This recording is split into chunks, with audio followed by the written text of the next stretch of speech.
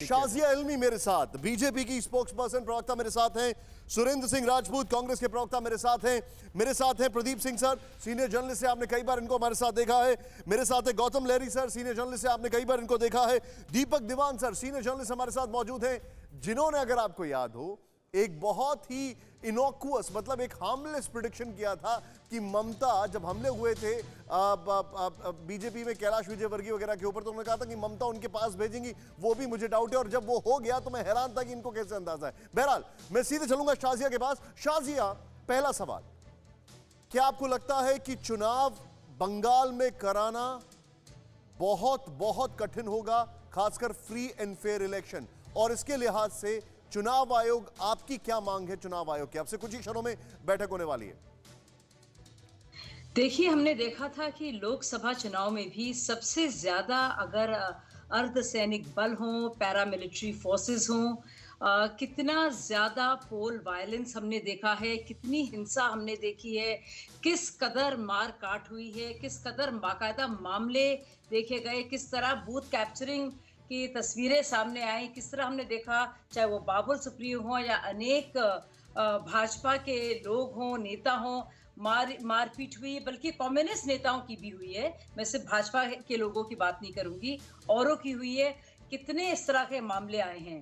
तो मुझे लगता है कि जाहिर सी बात है, बहुत ही मुश्किल रहेगा और कई चरणों में होना पड़ेगा उसको, और बहुत ज्यादा पुलिस का डिप्लॉयमेंट होगा, पैरामिलिट्री फोर्सेस का होगा, और उसको सही तरह से कराया जाए। शाजिया, मैं चाहूंगा हम लोग बहुत फास्ट अपने रखें। आप हमारे साथ, आप तो जर्नलिस्ट रह चुकी हैं, मैं चाहूंगा बहुत फास्ट, हम बहुत तेजी से जाएं, क्योंकि इसके सारे एस्पेक्ट्स हम कवर करना चाह रहे हैं। मेरे साथ बहुत क्विकली, बहुत तेज रिएक्शन, सुरेंद्र सिंह राजपूत मेरे साथ कांग्रेस के नेता मौजूद हैं। सर, वेरी क्विक टेक, आप चुनाव फ्री एंड फेयर हो, इसके लिए आपको क्या लगता है सबसे ज्यादा जरूरी चीज क्या है?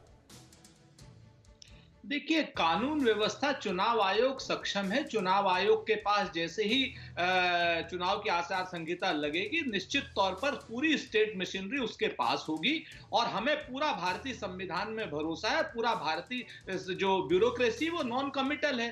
भाजपा वाले ज्यादा उसमें चुनाव सिर्फ इसलिए चाहते हैं निशान जी, चूंकि ये चाहते हैं कि जिस जिस दिन चुनाव होगा उस दिन देखेगा नरेंद्र मोदी जी की सभाएं किसी दूसरी जगह लगेंगी, और वो सारा का सारा दिन जो समर्थक लोग हैं, समर्थक चैनल हैं, वो सारा का सारा दिन उस दिन नरेंद्र मोदी जी की सभाओं को दिखाएंगे।